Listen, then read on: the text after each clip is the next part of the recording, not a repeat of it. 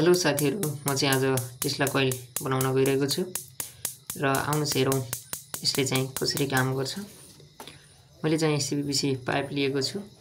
यसको लम्बाइ चाहिँ लगभग 8 इन्च रहेको छ र मैले चाहिँ पंखा वाइन्डिङ गर्ने 35 गेजको कपर वायर युज गरेको छु।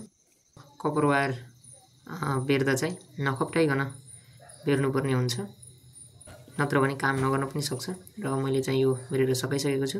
यसको अगाडिको टुप्पो सानो राखे पनि पछाडिको चाहिँ लामो राख्नु होला, यो चाहिँ पछि काम लाग्छ। र मैले चाहिँ घरमा युज गरिने कपर वायर चाहिँ बेर्न गइरहेको छु। यसमा चाहिँ लगभग 5 देखि 6 राउन्डसम्म बेर्न सकिन्छ।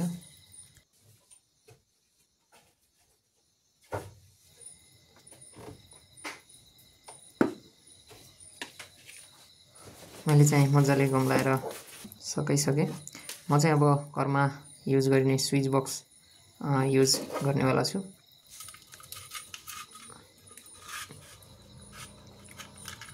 म चाहिँ यसलाई यसमा चपाइसकेपछि स्क्रुपहरुको प्रयोग गरेर यसलाई चाहिँ स्पार्किङ गराउनेवाला छु।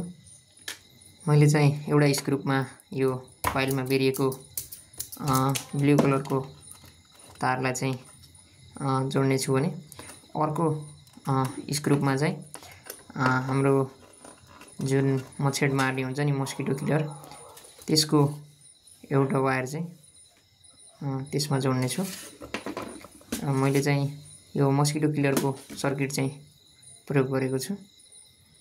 यसको भित्र चाहिँ यही सर्किट लगाएको हुन्छ जसले चाहिँ मच्छरहरु मार्ने काम गर्छ। म चाहिँ एउटा ब्याट्रीको प्रयोग गरेर यसलाई चेक गर्नेवाला छु। यसमा चाहिँ हाई भोल्टेज जेनेरेट हुने भएर स्पार्किङ गर्छ दुईटा तारले सर्ट गर्दा। म चाहिँ अब यसको एउटा वायर चाहिँ त्यो स्क्रुपमा जोड्छु र यसको दुईटाको ग्याप चाहिँ एकदमै थोरै हुनुपर्छ, नत्र यसले काम गर्दैन। तपाईहरुले यसरी स्क्रुपको प्रयोग गर्नुभयो भने चाहिँ एडजस्ट पनि गर्न सक्नुहुन्छ तलमाथि। र यसको अर्को वायर चाहिँ म सर्किटको अर्को तारमा जोड्ने छु। मैले चाहिँ जुन सर्किटमा हाई भोल्टेजको तार हुन्छ त्यसको तारलाई चाहिँ त्यो कोइलमा जोडेको छु।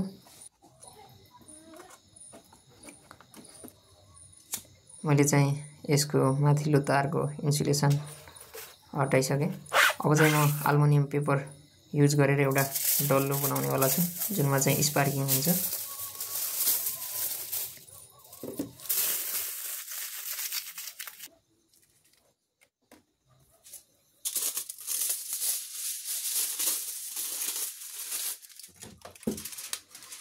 र म यसको डल्लो बनाइसकेपछि यसको एउटा टुप्पोमा चाहिँ त्यसको माथिल्लो तार चाहिँ जोड्ने छु र त्यसलाई गम लगाएर चपाउने छु।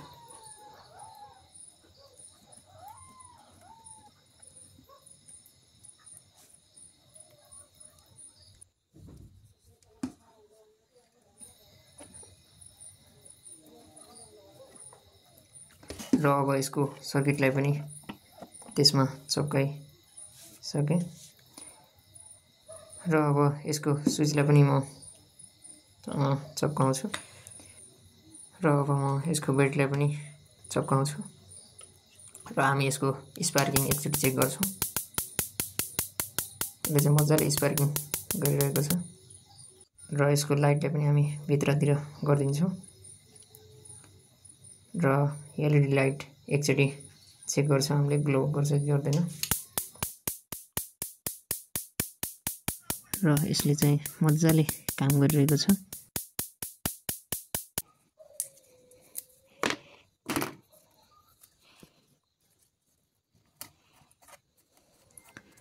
अब चाहिँ म हात राखेर चेक गर्नेवाला छु स्पार्किङ हुन्छ कि हुँदैन र हल्का हल्का गइरहेको छ।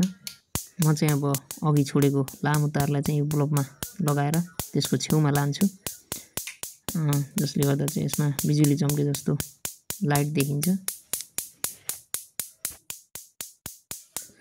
देख्न सक्नुहुन्छ यसले चाहिँ मजाले काम गरिरहेको छ।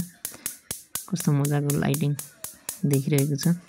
अब चाहिँ म एलइडी लाइटको प्लेट चाहिँ युज गर्छु र प्लेट पनि मजाले ग्लो गरिरहेको छ, देख्न सक्नुहुन्छ। र भिडियो मन पर्छ भने लाइक, कमेन्ट, सब्स्क्राइब चाहिँ गर्न नभुल्नुहोला।